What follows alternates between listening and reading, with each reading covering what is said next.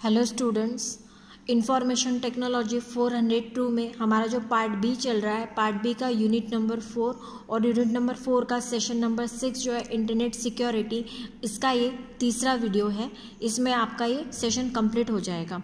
तो इस वीडियो में हमें देखना है सेफ्टी मेजर्स ऑनलाइन। जब भी आप ऑनलाइन काम करते हो तो आपको क्या सेफ्टी बरतनी है, क्या किन चीज़ों का आपको ध्यान रखना है। So there are thousands of viruses, spyware and other malware currently in the world and more appear each week. So protecting your computer against infection by virus in an essential part of information security.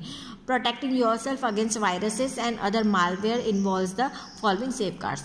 तो nowadays internet जितना popular हुआ है या जितना use हम internet का करते हैं तो चांसेस उतने ही ज़्यादा होते हैं हमारे सिस्टम में वायरस या स्पाईवेयर या मालवेयर को अटैक करने के लिए। तो इन वायरसेस या स्पाईवेयर या मालवेयर से हमें कैसे बचना है, इन चीज़ों को हमें देखना है। तो एक्टिव प्रोटेक्शंस क्या क्या है। Use antivirus and anti spyware software. तो हमें कोई भी वायरस या स्पाईवेयर से बचने के लिए हमें जो है एंटीवायरस या एंटी स्पाईवेयर सॉफ्टवेयर को हमें हमारे सिस्टम में रखना होता है, जिससे कि हमारा सिस्टम जो है वायरस या स्पाईवेयर से सेफ रह सके। You need this programs help to detect and eliminate any malware that sneaks its way onto your computer on your PC. If a virus somehow is found on a system on your network, you should do the following. अगर virus आता है तो आपको इन चीज़ों का ध्यान रखना है या ये चीज़ें करनी है। Scan all your system for evidence of the virus.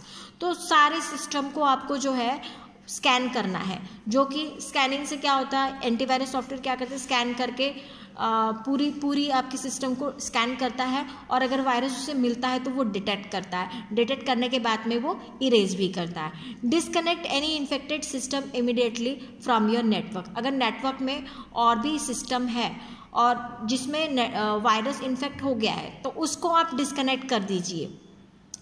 Restore the infected system from the cleanup backup. तो उस सिस्टम को आप क्या करिए रिस्टोर कर दीजिए, ताकि आप उसको फॉर्मेट करके या क्लीन अप करके आप दोबारा से बैकअप ले सको।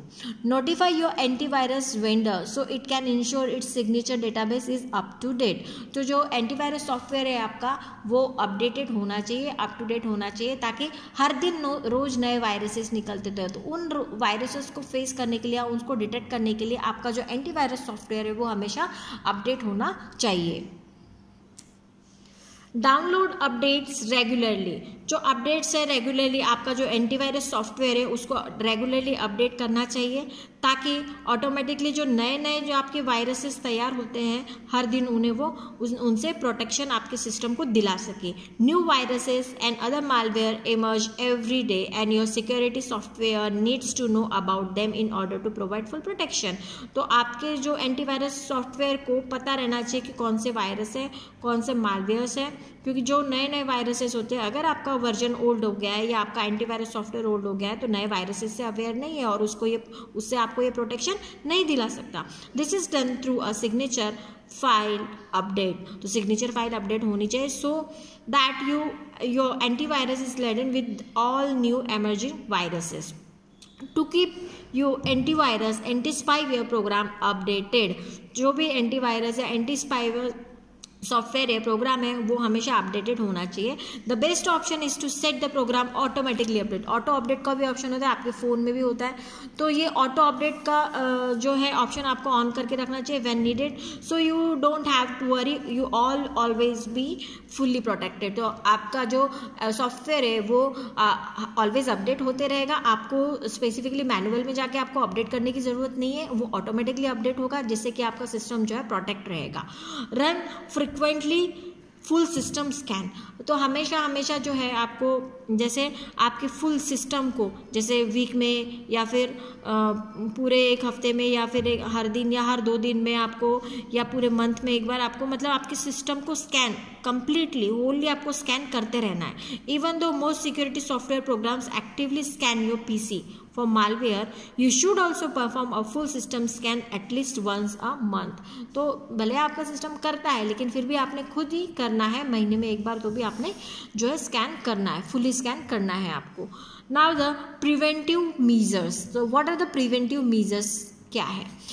Keep your system up to date. अभी यही चीज़ हमने पढ़ी कि आपका जो सिस्टम है वो अपडेटेड रहना चाहिए, है ना.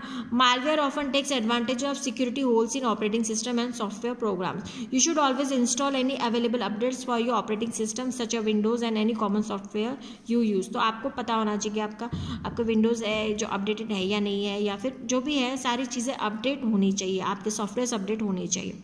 Use caution when downloading files on the internet. तो जब भी आप कोई फाइल इंटरनेट से डाउनलोड करते हैं तो ध्यान देना है कि आप किस तरीके की फ़ाइल डाउनलोड कर रहे हैं. कोई हार्मफुल फाइल तो नहीं आप डाउनलोड कर रहे हैं जिससे कि आपके सिस्टम को वो इंटरप्ट कर दे या अटैक करे.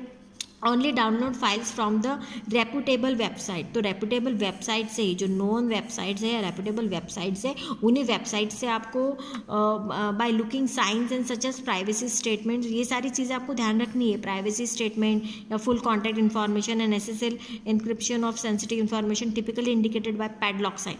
ये सेशन में मैंने लास्ट वीडियो में ये भी बताया था कि पैडलॉक साइन होना ज़रूरी है. And the lower right corner of the web browser. तो ये सारी चीज़ें देख के ही आपको जो है इंटरनेट से फाइल को आपको डाउनलोड करना है. उसके बाद में disable cookies if possible. Disable cookie if possible. If you are protecting disable cookies if possible. If you are particular about the safety of personal information, then you may disable cookies on your browser. तो browser में जाके जो cookies है आपको disable करना है ताकि cookies जो है आपकी इन्फॉर्मेशन को स्टोर करके ना रखे और कोई उन इन्फॉर्मेशन को कोई ट्रैक ना कर सके. ठीक है. तो इस तरीके से ये कुछ प्रिवेंटिव मीजर्स है. इन मीजर्स को आपको ध्यान रखना है, इन चीज़ों को आपको ध्यान रखना है जब भी आप इंटरनेट पे काम करते हैं.